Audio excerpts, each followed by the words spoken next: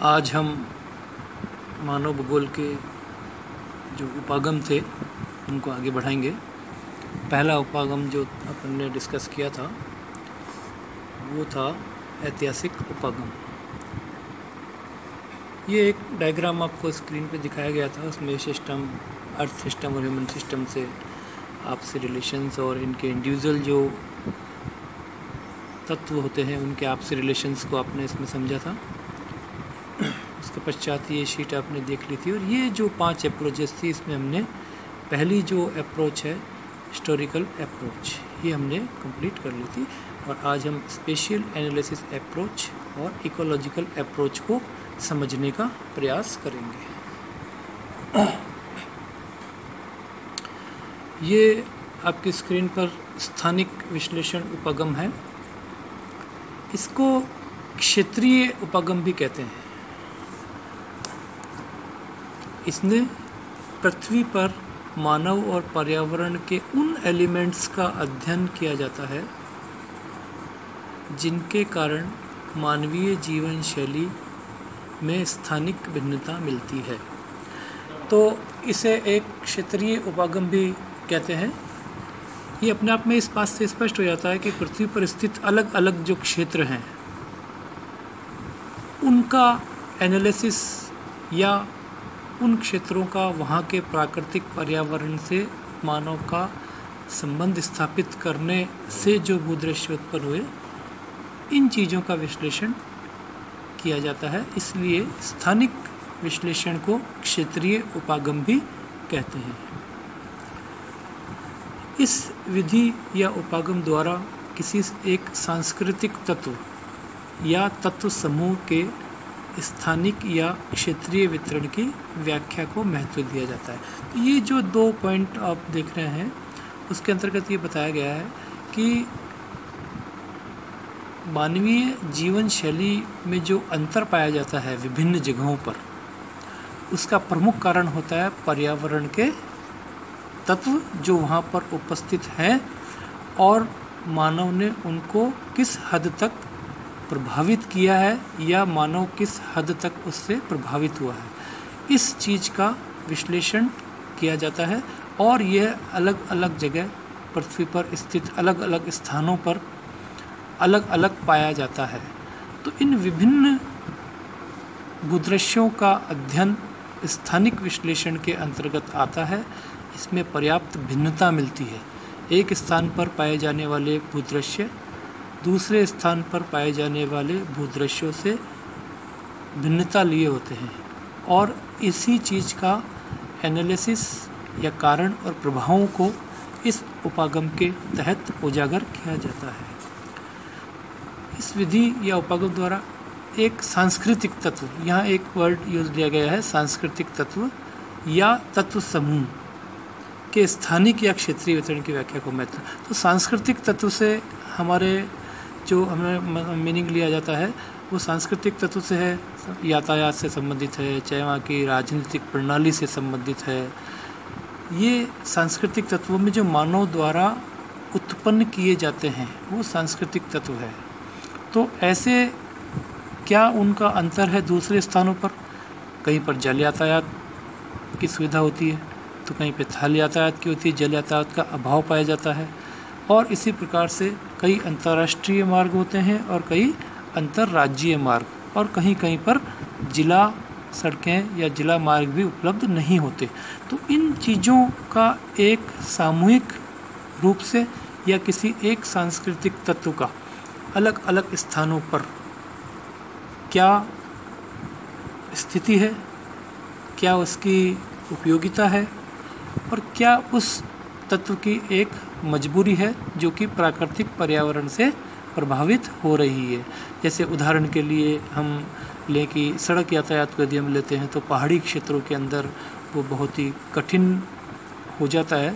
तो आप इस सांस्कृतिक तत्व का पहाड़ी क्षेत्रों में यदि देखेंगे तो अभाव पाया जाएगा। वहाँ पे सड़कों की यदि लंबाई की दृष्टि से देखेंगे तो वो कम पाई जाएगी, चौड़ाई में सड़कें कम होगी। ये वहाँ की प्राकृतिक परिस्थितियाँ ऐसी है कि ये जो पर्टिकुलर यातायात से संबंधित जो सांस्कृतिक तत्व है वो वहाँ पर कम पाया जाता है।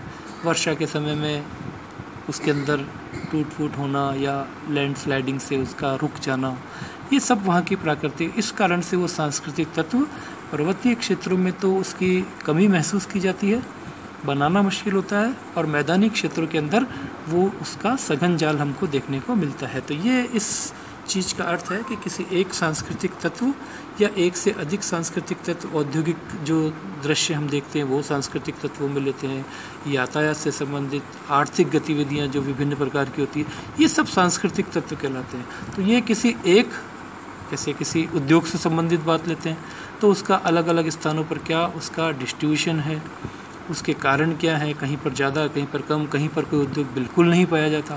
तो ये सब जो चीज़ें हैं ये सांस्कृतिक तत्व होते हैं, और इनका सामूहिक या किसी एक तत्व का स्थानिक वितरण ही स्थानिक विश्लेषण उपागम विधि का मुख्य ध्येय होता है।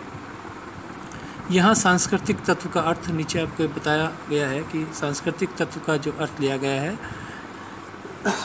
वो पॉपुलेशन, हाउसेस, विलेजेस, सिटी है, जबकि सांस्कृतिक तत्वों के समूह का अर्थ एग्रीकल्चर, ट्रेड एंड ट्रांसपोर्ट है। जैसा कि अभी आपको मैंने बताया, तो ये जो आपके एग्रीकल्चर, ट्रेड, ट्रांसपोर्ट, ये सामूहिक होता है, कई तत्वों से मिलके, सांस्कृतिक तत्वों से मिलके इनका निर्माण होता है। तो इन चीज़ों को अलग अलग क्षेत्रों में इनकी क्या बनावट है, किस प्रकार की पॉपुलेशन पाई जाती है, उसका फिजिकल स्ट्रक्चर क्या है, मेंटल स्ट्रक्चर क्या है, किसी भी स्थान पर किस प्रकार के मकानों का निर्माण किया गया है, उसमें कौन सी सामग्री का यूज़ किया गया है, मकानों के छत किस प्रकार के हैं, ढालू हैं या प्लेन है, या कच्चे मकान हैं या पक्के मकान हैं। इसी प्रकार से विलेजेस अलग अलग होते हैं, उनका अध्ययन किया जाता है, और सिटीज़। तो ये एक सांस्कृतिक तत्व का अर्थ है, और सांस्कृतिक तत्वों का समूह से अर्थ है कि एग्रीकल्चर जो कि एक से अधिक सांस्कृतिक तत्वों का मिलकर उसमें रिप्रेजेंटेशन होता है। इसी प्रकार से ट्रेड और ट्रांसपोर्ट भी कई सांस्कृतिक तत्वों के मिलाप से, कि ट्रांसपोर्टेशन कहाँ डेवलप होगा, जहाँ पे इंडस्ट्री होगी, ह्यूमन बींग्स ज़्यादा होंगे, डेंसिटी ऑफ पॉपुलेशन ज़्यादा होगी, तो वहाँ पे सड़कों का ज़्यादा विकास संभव होगा या लाभप्रद होगा, चाहे वो यातायात उद्योगों के कच्चे माल को लाने ले जाने के लिए हो, चाहे वो लेबर के रूप में एक स्थान से दूसरे स्थान पर रोजगार प्राप्त करने के लिए जाने वाली जनसंख्या के लिए हो। तो इसी प्रकार विलेजेस और सिटी और विलेज का विस्तृत रूप सिटी होता है, और जनसंख्या की दृष्टि से नगर में गांवों से ज़्यादा जनसंख्या पाई जाती है, डेंसिटी ऑफ पॉपुलेशन। तो ये जो सारी चीज़ें हैं इनका एनालिसिस क्षेत्रीय रूप से उनमें अंतर और उन अंतरों का कारण और प्रभाव जानना इस विधि के अंतर्गत हम लेते हैं। 20वीं शताब्दी के प्रारंभ तक प्रकृति में मिलने वाली जीवन पद्धति की भिन्नता के लिए प्राकृतिक तत्वों, उच्च आवाज़, जलवायु, मिट्टी आदि को उत्तरदायी माना जाता था। 20वीं शताब्दी के प्रारंभ का अर्थ है आपके कि 1910-1915 के आसपास ये एक प्रचलन में था कि प्रकृति के जो तत्व होते हैं उसके कारण भिन्नता पाई जाती है, और यही भिन्नता विभिन्न प्रकार के सांस्कृतिक उद्देश्यों के लिए उत्तरदायी होती है।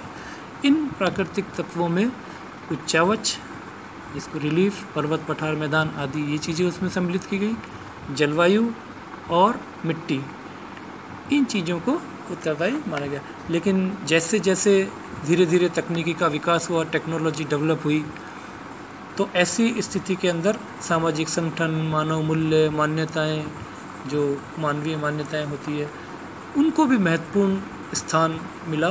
और आज हम ये देखते हैं कि टेक्नोलॉजी के डेवलपमेंट से इन सब का भी किसी क्षेत्र विशेष में होने वाले नकारात्मक या सकारात्मक जो विकास हुआ है उसके अंदर महत्वपूर्ण योगदान होता है। स्थानिक विश्लेषण जो किया जाता है इन सब चीज़ों का, अलग अलग क्षेत्रों में, अलग अलग स्थानों में अलग अलग प्रकार के अंतर संबंधों का जो विश्लेषण किया जाता है, तुलनात्मक दृष्टिकोण से अध्ययन किया जाता है, इसमें क्रमबद्ध और प्रादेशिक दोनों विधियों से तथ्यों के वितरण एवं विश्लेषण करते हैं। यहाँ एक खास बात ये देखने को मिलती है कि जिस प्रकार एक समग्र पृथ्वी या समग्र देश या समग्र विश्व का वर्णन किसी एक तत्व को लेके क्रमबद्ध रूप में किया जाता है, उसी क्रमबद्धता को लेके किसी स्थान विशेष, प्रदेश विशेष, क्षेत्र विशेष का अध्ययन करना, तो ये दोनों ही विश्लेषण इस विधि से किए जाते हैं। तो क्रमबद्ध विधि का अर्थ होता है पहले उस चीज़ के बारे में जानकारी ली जाती है जिसके ऊपर आगे की जो भी आप अध्ययन करेंगे वो डिपेंड हो।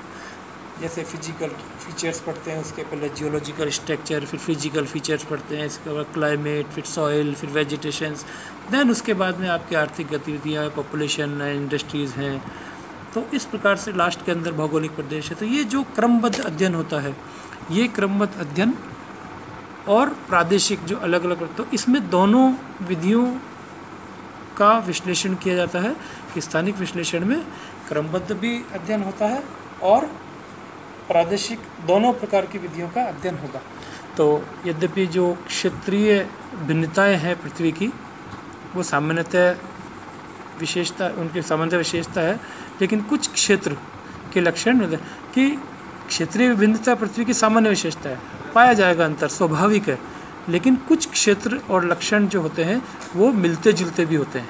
एक स्थान पर जो पाई जाती है, कहीं दूसरे स्थान पर उसी प्रकार के लक्षण हमें देखने को मिलते हैं, जिन्हें प्रदेश कहते हैं। तो ऐसे जो अलग अलग क्षेत्र हैं जहाँ पर कि कुछ लक्षण, चाहे वो फिजिकल हो, चाहे वो सांस्कृतिक हो, चाहे वो औद्योगिक हो, वो यदि मेल खाते हैं तो हम उसको प्रदेश की संज्ञा देते हैं और उन्हें प्रदेश कहते हैं। लेकिन एक दूसरे प्रदेश से उनके भिन्नता होना और उनका विश्लेषण करना ही मूल उद्देश्य इस उपागम का है, कि जो एक ही लक्षण, समान लक्षण वाले विभिन्न जो क्षेत्र, अलग अलग प्रदेश पाए जाते हैं पृथ्वी पर, उनका अध्ययन करना और उनका दूसरे प्रदेशों से भिन्नता का विश्लेषण करना ही मूल इस विधि का जो है वो ध्येय है।